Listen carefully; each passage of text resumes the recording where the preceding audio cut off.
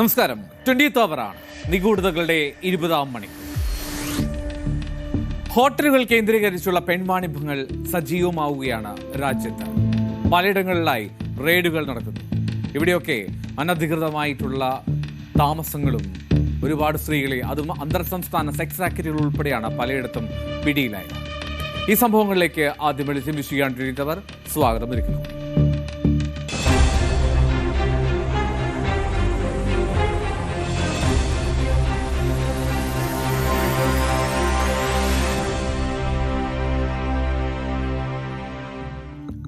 അലിഗഡിൽ 2 ഹോട്ടലുകളിലായി പ്രവർത്തിച്ച അന്തർ സംസ്ഥാന സെക്സ് റാക്കറ്റിനെ പിടിച്ച പോലീസ്.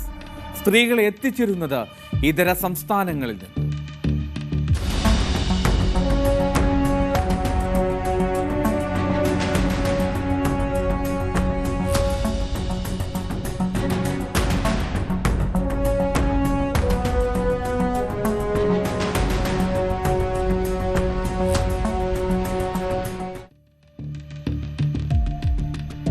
അലിഗഡിലെ സരാസുലിന് സമീപത്തു നിന്നാണ് 2 ഹോട്ടലുകൾ. ആ ഹോട്ടലുകളുടെ മറവിൽ പ്രവർത്തിച്ചിരുന്ന ഒരു അന്തർ സംസ്ഥാന സെക്സ് റാക്കറ്റിനെയാണ് പോലീസ് തകർത്തത്.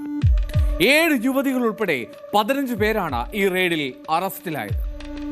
ഈ സ്ത്രീകളെ കൊണ്ടുവരുന്നത് അത് ഡൽഹി, ഹരിയാന, ജാർഖണ്ഡ് എന്നീ സംസ്ഥാനങ്ങളിൽ നിന്നാണ്. അതിൽ കൂടുതലും വളരെ ചെറുപ്പക്കാരാണ്. ഈ ചെറുപ്പക്കാരെ എത്തിക്കുന്നതിന് ഒരു വലിയ റാക്കറ്റ് തന്നെ പ്രവർത്തിച്ചിരുന്നു എന്നാണ് പോലീസ് പറയുന്നത്. ഈ ഹോട്ടലുകൾ നടത്തിയ റെയ്ഡിൽ നിരവധി അശ്ലീല സീഡികളും പെൻ ഡ്രൈവുകളും ഒക്കെ കണ്ടെടുത്തിട്ടുണ്ട്. തിങ്കളാഴ്ച രാത്രിയായിരുന്നു ആ റെയ്ഡ്. ബനാദേവി പോലീസ് സ്റ്റേഷനിലെ ഉദ്യോഗസ്ഥർ ഒരേ സമയം 2 ഹോട്ടലുകളിലായി റെയ്ഡ് നടത്താൻ തീരുമാനിക്കുകയാണ്. ചില വിവരങ്ങൾ കിട്ടിയതിന്റെ അടിസ്ഥാനത്തിലാണ് ഈ 2 ഹോട്ടലുകളിൽ റെയ്ഡ് നടക്കുന്നത്. മജിസ്ട്രേറ്റും വനിതാ പോലീസും ഉൾപ്പെടെയുള്ള സംഘം റെയ്ഡിന് ഒപ്പമുണ്ടായിരുന്നു. അങ്ങനെ ചൗഹാൻ കോംപ്ലക്സിലെ സ്കൈവേ ഹോട്ടലിലും മറാക്കി ഹോട്ടലിലും ഈ 2 ഹോട്ടലിലുമായിട്ട് റെയ്ഡ് നടത്തി. അറസ്റ്റിലായവരിൽ ചിലർ പ്രായപൂർത്തിയാകാത്തവരുമായിരുന്നു. 58,000-ലേറെ രൂപ, 17 മൊബൈൽ ഫോണുകൾ, 5 ATM കാർഡുകൾ, ഒരു QR കോഡ് സ്കാനർ, ഒരു സ്വൈപ്പിംഗ് മെഷീൻ, 35 വിസിറ്റിംഗ് കാർഡുകൾ, 3 പ്രസ് ID കാർഡുകൾ, ഒപ്പം പല വ്യാജ ആധാർ കാർഡുകൾ, ഇങ്ങനെ ഡ്രൈവിംഗ് ലൈസൻസ് ഉൾപ്പെടെ നിരവധിയായിട്ടുള്ള കാര്യങ്ങൾ. ഒരു ആഡംബര കാറും ഒരു ആഡംബര മോട്ടോർ സൈക്കിളും ഈ ഹോട്ടലിലെ റെയ്ഡിനിടയിൽ പിടിച്ചെടുത്തു.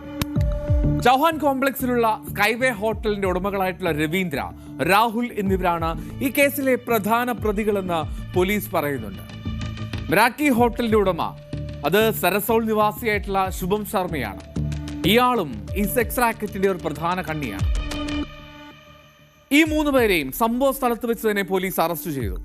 പോലീസ് പറയുന്നതനുസരിച്ച് ഈ ആദ്യ ഹോട്ടലിന് ഉടമയായിട്ടുള്ള രവീന്ദ്രക്കെതിരെ നേരത്തെ 2 വർഷം മുമ്പ് 2023 തന്നെ സമാനമായിട്ടുള്ള ഒരു കേസ് രജിസ്റ്റർ ചെയ്തിട്ടുണ്ട്.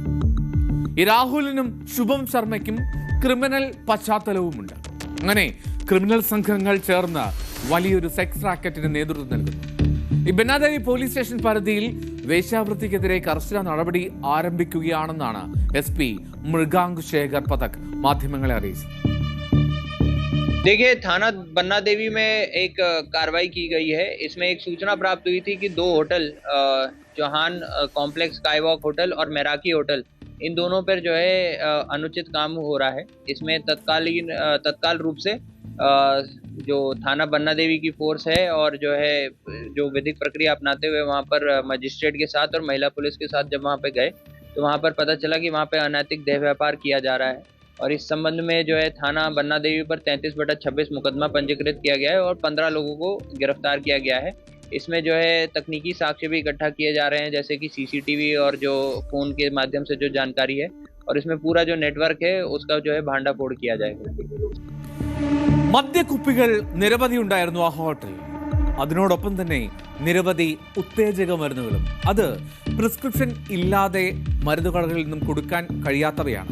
ഇവയെല്ലാം അതും ഈ ലൈംഗിക വേശ്യാവൃത്തിക്കിടയിൽ ഉപയോഗിക്കുന്നതായിട്ടാണ് പോലീസ് പറയുന്നത്. ഇതൊക്കെ പിടിച്ചെടുത്തു. ഈ പ്രതികളെല്ലാവരെയും ചോദ്യം ചെയ്തു വരികയാണെന്നാണ് പോലീസ് പറയുന്നത്. ഹോട്ടൽ ലൈസൻസുകൾ ഉൾപ്പെടെയുള്ള മറ്റു രേഖകളും പരിശോധിച്ചു വരികയാണെന്നും ലംഘനങ്ങൾ കണ്ടെത്തിയാൽ ഹോട്ടൽ ഉടമകൾക്കെതിരെ പ്രത്യേക നടപടി സ്വീകരിക്കുമെന്നും പോലീസ് പറഞ്ഞു. CCTV ദൃശ്യങ്ങൾ, മൊബൈൽ ഫോണുകൾ, ലാപ്ടോപ്പുകൾ, CD-കൾ, മറ്റ് ഡിജിറ്റൽ തെളിവുകൾ എല്ലാം പിടിച്ചെടുത്ത് അന്വേഷണം നടത്തുന്നുണ്ട്. എന്നാലും അലിഗഡിൽ നടക്കുന്നത് വലിയ ഒരു സെക്സ് റാക്കറ്റിന്റെ സാന്നിധ്യമാണ് എന്നുള്ളതിന്റെ വ്യക്തമായ ഉദാഹരണമായിരുന്നു ഈ റെയ്ഡിൽ കണ്ടെത്തിയ 2 ഹോട്ടലിൽ നിന്ന് കണ്ടെത്തിയ തെളിവുകൾ, ഒപ്പം മറ്റു കാര്യങ്ങളും. പോലീസ് കൂടുതൽ അന്വേഷണം നടത്തുകയാണ്.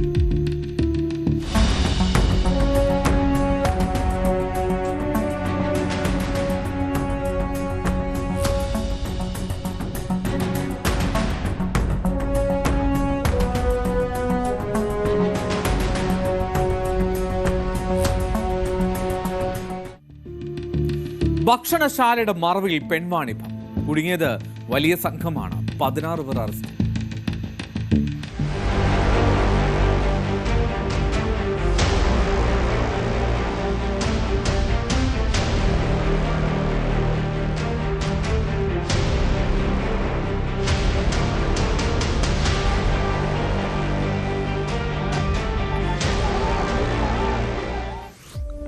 രാജസ്ഥാനിലെ കോട്ടയിലാണ് ഈ ഹോട്ടൽ.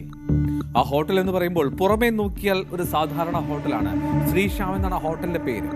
പുറത്തിരുന്ന് ഭക്ഷണം കഴിക്കാം. പക്ഷെ ആ ഹോട്ടലിനുള്ളിലേക്ക് ഒരു വാതിലുണ്ട്. ഈ വാതിൽ കടന്നാൽ അതിനു പിന്നിൽ ഒരു പെൺവാണിഭ കേന്ദ്രമാണ്. കൃത്യമായി പറഞ്ഞ ഒരു വേശ്യാലയം. കോട്ടയിലെ നയപുര ബസ് സ്റ്റാൻഡിന് സമീപമുള്ള ഹോട്ടലിലാണ് ഈ പെൺവാണിഭ സംഘം പ്രവർത്തിച്ചിരുന്നത്. നിരവധിയായ തവണ നാട്ടുകാർ പരാതിപ്പെട്ടതാണ്. പക്ഷേ അത്തരം പ്രവർത്തനങ്ങളൊന്നും ഇല്ല എന്നുള്ളതായിരുന്നു പോലീസിന്റെ ആദ്യ നിഗമനം. അങ്ങനെ വീണ്ടും ഒരു രഹസ്യവിവരം കിട്ടിയതിന്റെ അടിസ്ഥാനത്തിൽ പോലീസ് ആ റെയ്ഡിന് പോയി. 8 സ്ത്രീകളെയായിരുന്നു ആ ഹോട്ടലിന് മുകളിലത്തെ നിലയിൽ ഇതിനായി താമസിപ്പിച്ചിരുന്നത്. 8 യുവാക്കളെയും ഒരു നടത്തിപ്പുകാരനെയുമാണ് പോലീസ് ഈ കേസിൽ അറസ്റ്റ് ചെയ്തത്. ശ്രീശ്യാം എന്ന ഭക്ഷണശാലയുടെ മറവിൽ വലിയ ഒരു വേശ്യാവൃത്തി തന്നെ നടന്നിരുന്നു എന്ന് വ്യക്തമാകുന്ന തെളിവുകൾ പോലീസിന് അവിടെ നിന്ന് ലഭിച്ചു. കൃത്യമായിട്ടുള്ള ആസൂത്രണത്തോടുകൂടിയാണ് പോലീസ് ആ റെയ്ഡ് നടത്തുന്നത്. DSP പൂനം, ഒപ്പം IPS ട്രെയിനി ഓഫീസർ സിദ്ധാർത്ഥ് ശ്രീവാസ്തവയും ആ റെയ്ഡിന് നേതൃത്വം നൽകി. ഈ ഹോട്ടലിലെ നടത്തിപ്പുകാരനായിട്ടുള്ള ജഗദീഷ്, അയാളാണ് ഈ റാക്കറ്റിന്റെ മുഖ്യ കണ്ണിയെന്ന് പോലീസ് പറയുന്നു. മുനിസിപ്പൽ കോർപ്പറേഷന്റെ സഹായത്തോടെ ബുൾഡോസർ ഉപയോഗിച്ച് ഈ സ്ഥാപനം തന്നെ ഇല്ലാതാക്കുമെന്നാണ് DSP ഈ റെയ്ഡിന് ശേഷമുള്ള അദ്ദേഹത്തിന്റെ പ്രഖ്യാപനം. കാരണം അത്രമാത്രം ദുരൂഹമായിട്ടുള്ള കാര്യങ്ങൾ അവിടെ കണ്ടുവെന്നാണ് പോലീസ് പറയുന്നത്. तो आज शाम को हम लोग को मुखबिर के द्वारा एक सूचना प्राप्त हुई, जिसके पश्चात हम लोग मौके पे पहुंचे. सुश्याम करके ये होटल है. तो यहाँ पे पहुंचने के पश्चात हमें दिखा कि वहाँ पे जो लोग थे वो वैश्यावृत्ति की गतिविधियों में जो है उनका लिप्त थे. हम लोग ने दबिश मारी. हमारे ये जो है पहले सिवीज में गए थे वहाँ पे लोग, फिर उन्होंने हमें सूचना दी तो हम लोग वहाँ पे फिर मौके पे पहुँचे, रेड मारी. ऊपर गए हम लोग तो वहाँ पे जो है 8 महिलाएं हमें मिली, और नीचे की जो एरिया थे वहाँ पे करीब एक जगदीश करके आदमी था जो है इन सब चीज़ों का संचालन कर रहा था, और इसके अलावा 8 लोगों को और हम लोग ने पकड़ा है मौके पर से. ഹോട്ടൽ കെട്ടിടം അനധികൃത നിർമ്മാണമാണ് എന്നാണ് വിലയിരുത്തൽ.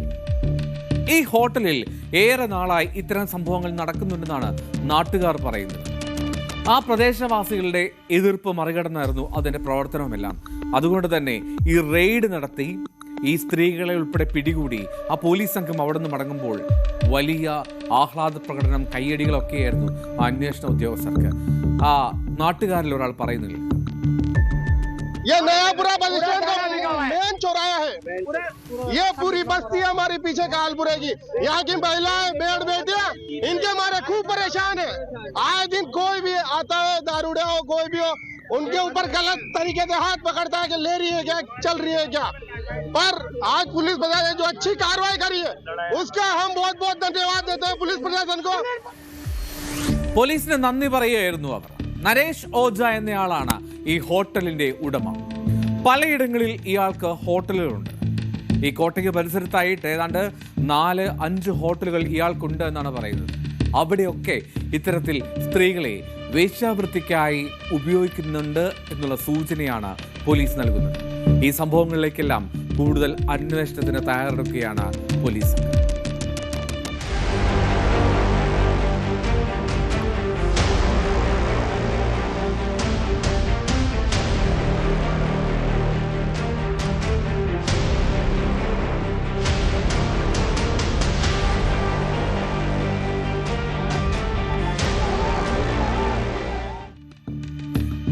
രാജ്യത്തിന് തന്നെ അപമാനമായി തുടരുകയാണ് ദുരഭിമാനക്കൊലകൾ. പ്രണയവിവാഹത്തിന് 18 മാസത്തിന് ശേഷം യുവാവിനെ കൊന്നത് വധുവിന്റെ വീട്ടുകാർ.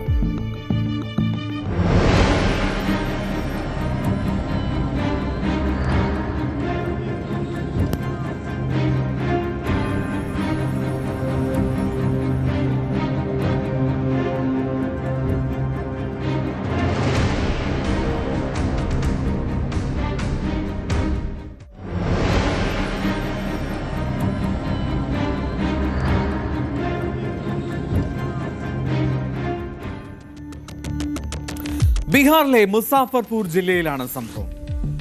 ബൻഹാരയിൽ താമസിക്കുന്ന ആയുഷ് കുമാർ എന്ന യുവാവാണ് കൊല്ലപ്പെട്ടത്. വീട്ടിൽ കയറി വെടിവെച്ച് കൊല്ലുകയായിരുന്നു ആ പാവം യുവാവിനെ. ഭാര്യ, പിതാവും സഹോദരന്മാരുമാണ് ഈ കൊലപാതകത്തിന് പിന്നിൽ എന്നാണ് ആദ്യ നിഗമനങ്ങൾ. ഞായറാഴ്ച രാത്രിയായിരുന്നു സംഭവം. ഡിവൈപ്പെട്ടി പോലീസ് സ്റ്റേഷന്റെ പരിധിയിലുള്ള ആയുഷ് കുമാറിന്റെ വീട്ടിൽ ആയുധധാരികളായിട്ടുള്ള ഒരു സംഘം ആളുകൾ എത്തുകയാണ്. അതിക്രമിച്ച് വീടിനുള്ളിൽ കയറുന്നു. വീടിനുള്ളിലുണ്ടായിരുന്ന ആയുഷ് കുമാറിനെ വെടിവെച്ച് കൊല്ലുന്നു. വെടിയേറ്റ ആയുഷ് സംഭവ സ്ഥലത്ത് വെച്ച് തന്നെ മരിച്ചു. സ്വന്തം പിതാവും സഹോദരന്മാരുമാണ് കൊന്നതെന്ന് ആയുഷിന്റെ ഭാര്യ സാക്ഷ്യപ്പെടുത്തുന്നുണ്ട്. ആയുഷിന്റെ ഭാര്യയുടെ പേര് തന്നു കുമാരി എന്നാണ്. 1.5 വർഷം മുമ്പായിരുന്നു രണ്ടുപേരുടെയും വിവാഹം. വിവാഹം കഴിഞ്ഞതു മുതൽ മാതാപിതാക്കളും സഹോദരങ്ങളും സദാസമയം ഭീഷണി മുഴക്കിയിരുന്നുവെന്നാണ് തന്നുകുമാരി ആയുഷിന്റെ ഭാര്യ പറയുന്നത്.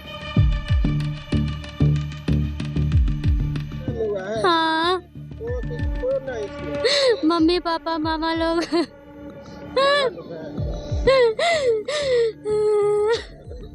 आपका क्या नाम है? तन्नू कुमारी, मृतक का नाम? आयुष कुमार, शिवाई पट्टी। कितना दिन पहले शादी हुआ था? 1.5 साल पहले। 1.5 साल पहले हुआ था। कौन तारीख को हुआ? 15 अगस्त 2024। प्रेम विवाह के कारण हत्या की गई है। हाँ, തന്നുകുമാരി പറഞ്ഞത് കേട്ടല്ലോ. തൻ്റെ അച്ഛനും സഹോദരങ്ങളുമാണ് തൻ്റെ ഭർത്താവിനെ, തൻ്റെ ദാമ്പത്യ ജീവിതം ഇല്ലാതാക്കിയതെന്ന്.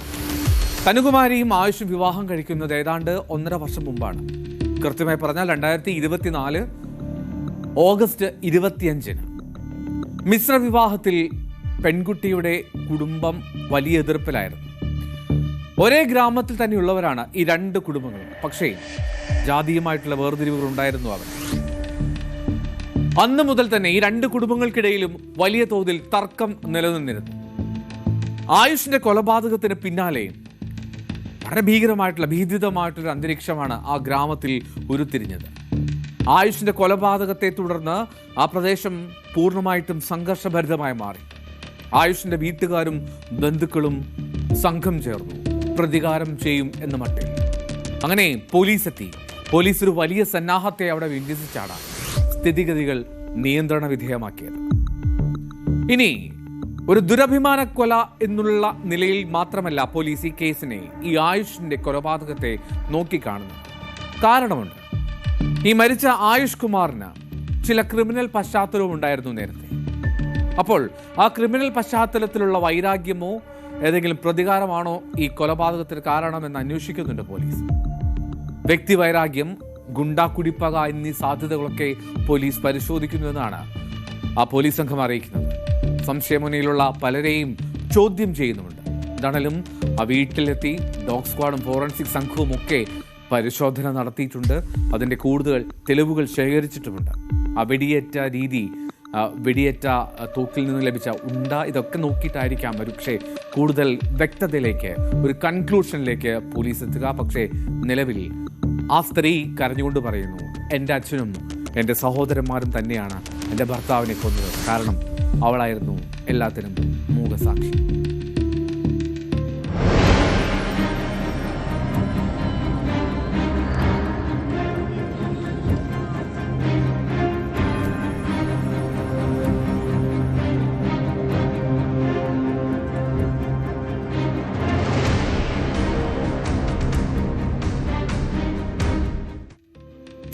ഭക്ഷണമൊക്കെ കഴിഞ്ഞ് ഉറങ്ങാൻ കിടന്നതാണ് ഒരു കുടുംബത്തിലെ 3 പേർ. പക്ഷെ പുലർച്ചെ ആ നേരം എഴുന്നേറ്റില്ല. 12 മണിയായിട്ട് എഴുന്നേൽക്കാത്തപ്പോൾ കൂടെ ഉറങ്ങിയ സഹോദരന് സംശയം. അയാൾ നോക്കിയപ്പോൾ 3 പേരും ഒരു ബാലൻ ഉൾപ്പെടെ മരിച്ചു കിടക്കുന്നു. ഈ വാർത്തയിലേക്ക് നമുക്ക് എത്താം. എന്താണ് മരണത്തിന് കാരണമെന്ന് പരിശോധിക്കാം ഇടവേളയ്ക്ക് ശേഷം.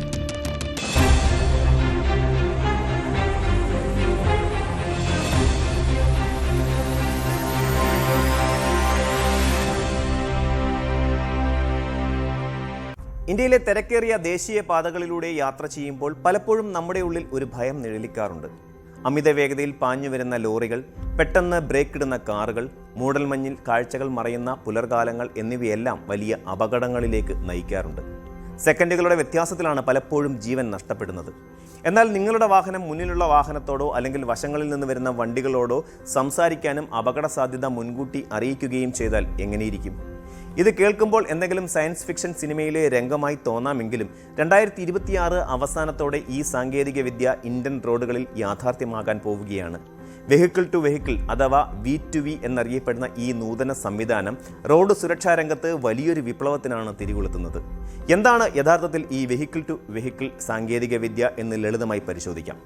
2 മനുഷ്യർ തമ്മിൽ സംസാരിക്കുന്നത് പോലെ വാഹനങ്ങൾ പരസ്പരം സിഗ്നലുകൾ കൈമാറുന്ന രീതിയാണിത്.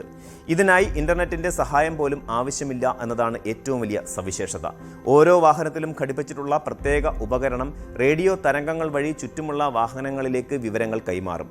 വാഹനത്തിന്റെ വേഗത, ദിശ, ബ്രേക്ക് ചെയ്യുന്ന സമയം, ലൊക്കേഷൻ എന്നിവയെല്ലാം ഈ ഉപകരണം തത്സമയം വിശകലനം ചെയ്യും.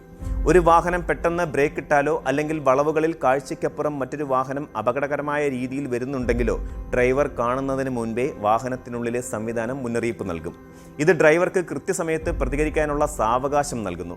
ഈ പദ്ധതിയുടെ സാങ്കേതിക വശങ്ങളെക്കുറിച്ച് കേന്ദ്ര റോഡ് ഗതാഗത മന്ത്രി നിതിൻ ഗഡ്കരി വ്യക്തമാക്കിയത് ഏറെ താൽപ്പര്യമുണർത്തുന്ന കാര്യമാണ്. ഏകദേശം 5000 കോടി രൂപ ചെലവഴിച്ചാണ് ഈ പദ്ധതി നടപ്പിലാക്കുന്നത്. ഓരോ വാഹനത്തിലും സിം കാർഡിന് സമാനമായ ഒരു ചെറിയ ഉപകരണം സ്ഥാപിക്കും. ഈ ഉപകരണം 360 ഡിഗ്രിയിൽ വാഹനത്തിന് ചുറ്റുമുള്ള സാഹചര്യങ്ങൾ നിരീക്ഷിക്കും. നമ്മുടെ കണ്ണുകൾക്ക് കാണാൻ കഴിയാത്ത ബ്ലൈൻഡ് സ്പോട്ടുകൾ പോലും ഈ സംവിധാനം കണ്ടെത്തിക്കും. പുതിയ വാഹനങ്ങളിൽ നിർബന്ധമായും ഈ സംവിധാനം ഏർപ്പെടുത്താനാണ് സർക്കാർ ലക്ഷ്യമിടുന്നത്. പഴയ വാഹനങ്ങളിൽ ഇത് എങ്ങനെ ഘടിപ്പിക്കാം എന്നതിനെക്കുറിച്ച് ഘട്ടം ഘട്ടമായുള്ള പദ്ധതികൾ മന്ത്രാലയം തയ്യാറാക്കി വരികയാണ്. 2026 അവസാനത്തോടെ ഇതിനായുള്ള ഔദ്യോഗിക വിജ്ഞാപനം പുറത്തിറങ്ങുന്നതോടെ ഇന്ത്യൻ നിരത്തുകൾ കൂടുതൽ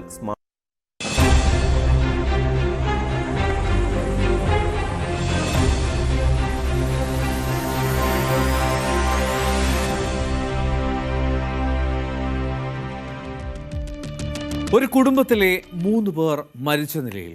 ഉറങ്ങാൻ കിടന്ന ശേഷം അവർ ഉണർന്നില്ല. അസ്വാഭാവിക മരണം അന്വേഷിച്ച പോലീസ്.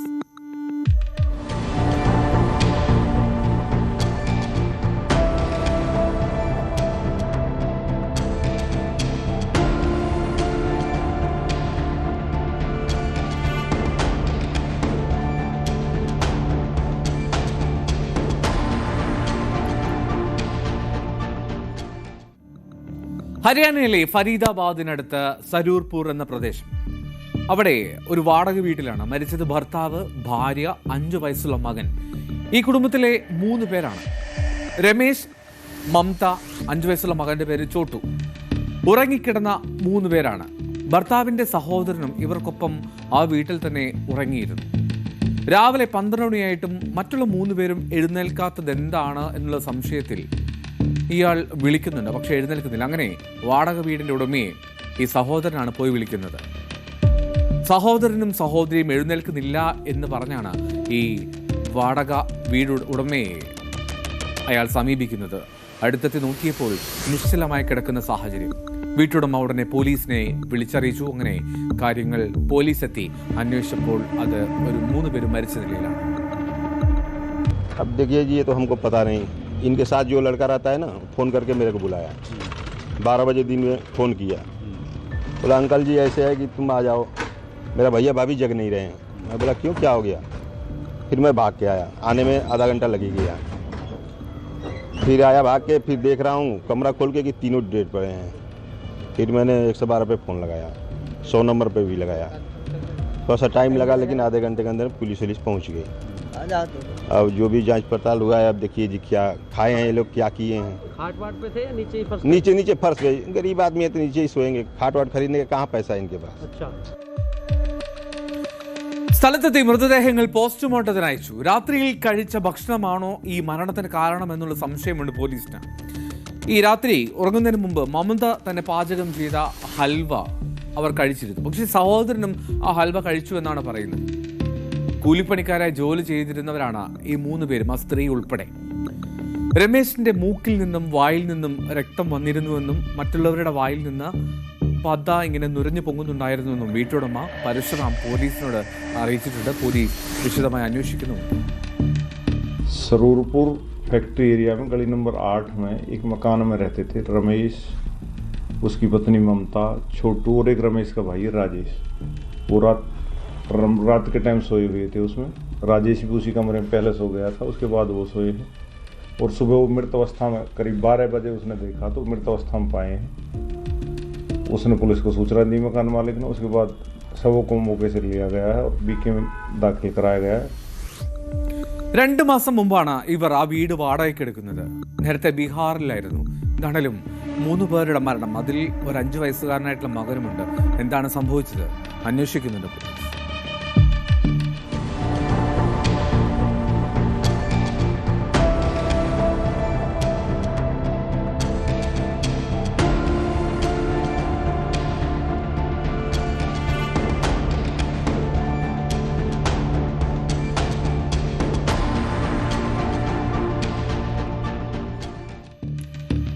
നളന്തയിൽ പ്രായപൂർത്തിയാകാത്ത സഹോദരങ്ങളെ തട്ടിക്കൊണ്ടുപോയി ക്രൂരമർദ്ദനം. മർദ്ദിച്ചത് മോഷണ കുറ്റം ആരോപിച്ച് 2 പേർ അറസ്റ്റിൽ.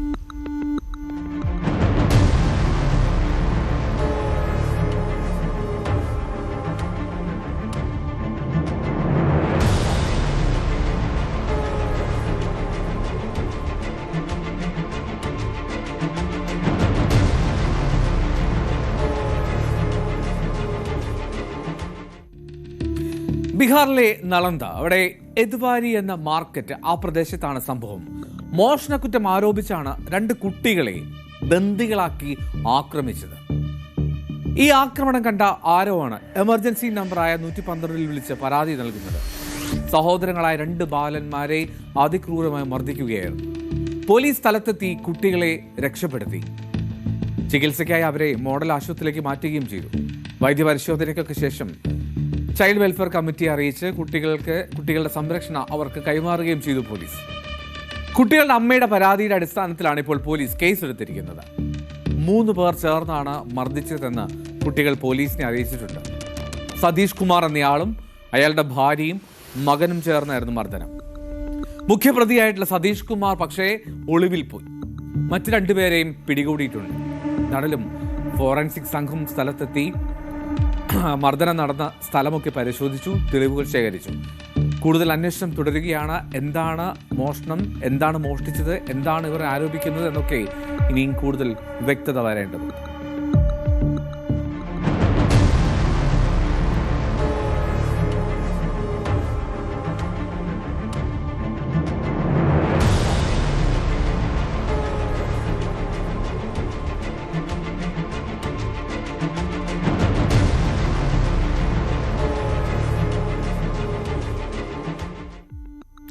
മറ്റൊരു പ്രധാനപ്പെട്ട വാർത്തയിലേക്ക് പോകുന്നു. ശബരിമല സ്വർണ്ണക്കവർച്ച കേസിൽ തിരുവിതാംകൂർ ദേവസ്വം ബോർഡ് മുൻ അംഗം KP ശങ്കരദാസ് അറസ്റ്റിൽ.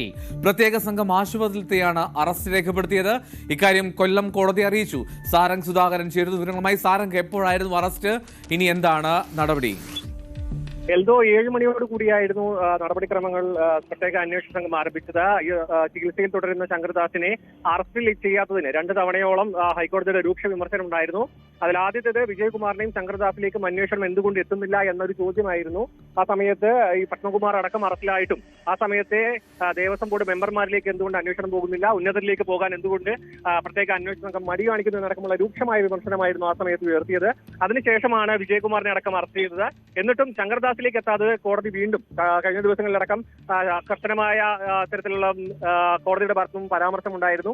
അതിനുശേഷമാണ് ഈ ഒരു ആരോഗ്യ പ്രശ്നങ്ങളെല്ലാം മറികടന്നുകൊണ്ട് ഹോസ്പിറ്റൽ, അതായത് SP ഫോർട്ടിലെത്തി തിരുവനന്തപുരത്തെ SP2 ഹോട്ടൽ ആശുപത്രിയിലാണ് അദ്ദേഹം ചികിത്സയിൽ തുടരുന്നത്. അവിടെ എത്തി അറസ്റ്റ് രേഖപ്പെടുത്തുകയായിരുന്നു. നാളെ മറ്റു നടപടികളിലേക്ക് കടക്കും. ഈ ഒരു അറസ്റ്റ് ചെയ്ത വിവരം കൊല്ലം വിജിലൻസ് കോടതിയെ അറിയിച്ചിട്ടുണ്ട്.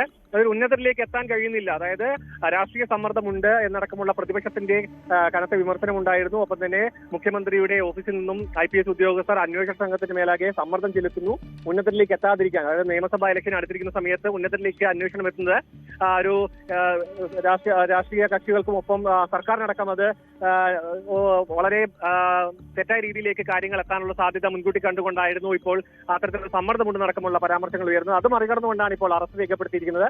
അദ്ദേഹത്തിന്റെ ആരോഗ്യനില അത്ര കണ്ട് തൃപ്തികരമല്ലാത്തതുകൊണ്ട് SP ഫോർട്ടിൽ അതിനെ ചികിത്സ തുടരാനാണ് സാധ്യത. അതോ അല്ലെങ്കിൽ അടുത്ത ദിവസങ്ങളിൽ മെഡിക്കൽ കോളേജിലേക്ക് മാറ്റാനുള്ള ഒരു സ്ഥിതിഗതികളടക്കം പ്രത്യേക അന്വേഷണ സംഘം വിലയിരുത്തുന്നുണ്ട്. എന്ന് തന്നെയായാലും അറസ്റ്റ് രേഖപ്പെടുത്തിയിരിക്കുന്നു. ഹൈക്കോടതിയുടെ 2 തവണയുള്ള വിമർശനങ്ങൾക്ക് ശേഷം, കർശന വിമർശനങ്ങൾക്ക് ശേഷം അറസ്റ്റിലേക്ക് കടന്നിരിക്കുന്നു. ഇനി വലിയ വിമർശനമാണ് ഉന്നയിച്ചത് ഹൈക്കോടതി. എന്തുകൊണ്ട് ഈ അന്വേഷണത്തിൽ ഒരു മാന്യത പുലർത്തുന്നില്ല എന്ന് പോലും കോടതിക്ക് ചോദിക്കുന്ന സാഹചര്യമുണ്ടായിരുന്നു. ഇനി ഇദ്ദേഹത്തിന്റെ ആരോഗ്യനില ഈ ICUലായിരുന്നു എന്നാണല്ലോ പ്രതിഭാഗം എന്ന് കോടതി അറിയിച്ചത്. ഈ ICUൽ നിന്നൊക്കെ പുറത്തേക്ക് ഇറക്കിയിരുന്നോ? അത്തരത്തിൽ വിവരങ്ങൾ ലഭ്യമായിട്ടില്ല എൽദോ. കാരണം വളരെ ചുരുങ്ങിയ സമയം മാത്രമാണ് ഇപ്പോൾ അറസ്റ്റ് രേഖപ്പെടുത്തി SIT സംഘം ഉടൻ തന്നെ അവിടെ നിന്ന് മടങ്ങുകയായിരുന്നു. കാരണം നമുക്ക് വാർത്താ മാധ്യമങ്ങളിലൂടെ ഈ വാർത്ത പുറത്തു വരുന്നതിന് മുൻപ് തന്നെ അവർ അവിടെ നിന്നും നടപടിക്രമങ്ങൾ പൂർത്തീകരിച്ചുകൊണ്ട് മാറുകയായിരുന്നു. ഇവിടെ നിന്നും എന്തായാലും, അതായത് സാധാരണഗതിയിൽ ഇത്തരത്തിലുള്ള വലിയ ആരോഗ്യ പ്രശ്നങ്ങളില്ല എന്നുണ്ടെങ്കിൽ അറസ്റ്റ് ചെയ്ത് അവിടെ നിന്ന് തന്നെ അദ്ദേഹത്തെ മാറ്റി വൈദ്യപരിശോധനയ്ക്ക് ശേഷം റിമാൻഡ് ചെയ്യുന്ന ഒരു സാഹചര്യമാണ് ഉണ്ടാവാറ്. പക്ഷേ അത്തരം ക്രമങ്ങളിലേക്ക് കടക്കാത്തത് കൊണ്ട് തന്നെ നമുക്ക് മനസ്സിലാക്കാൻ കഴിയുന്നത് ഇത്തരത്തിലുള്ള ഒരു, അതായത് ICU, അതായത് തീവ്രപരിചരണ വിഭാഗത്തിൽ തന്നെ അദ്ദേഹം തുടരുന്നു. അത്ര കണ്ടുള്ള ബുദ്ധിമുട്ട് അദ്ദേഹത്തിന് ഉണ്ട് എന്നാണ് നമുക്ക് മനസ്സിലാക്കാൻ കഴിയുന്നത്. മാത്രമല്ല അതുമായി ബന്ധപ്പെട്ട കൂടുതൽ ചിത്രങ്ങളടക്കം പുറത്തേക്ക് വന്നിരുന്നു. അതുകൊണ്ട് തന്നെ വരും ദിവസങ്ങളിൽ മെഡിക്കൽ കോളേജിലേക്ക് മാറ്റാനുള്ള സാഹചര്യം കൂടി വിലയിരുത്തിക്കൊണ്ടായിരിക്കും പ്രത്യേക അന്വേഷണ സംഘത്തിന്റെ. ശബരിമല സ്വർണ്ണ കവർച്ച കേസിൽ തിരുവിതാംകൂർ ദേവസ്വം ബോർഡ് മുൻ അംഗം KP ശങ്കർദാസിനെ അറസ്റ്റ് ചെയ്തു. കോടതിയുടെ വലിയ വിമർശനമൊക്കെ അന്വേഷണ സംഘം നേരിട്ടതാണ്. ഈ വിഷയത്തിൽ അറസ്റ്റ് ഉണ്ടാകാത്തതിൽ എന്നാലും അറസ്റ്റ് രേഖപ്പെടുത്തിയെന്നാണ് ഇപ്പോൾ സാരംഗ് സുധാകരൻ റിപ്പോർട്ട് ചെയ്യുന്നത്. 20th അവറിന്റെ സമയം പൂർണ്ണമാവുകയാണ്. വീണ്ടും നാളെ 20-ാം മണിക്കൂറിൽ. നമസ്കാരം.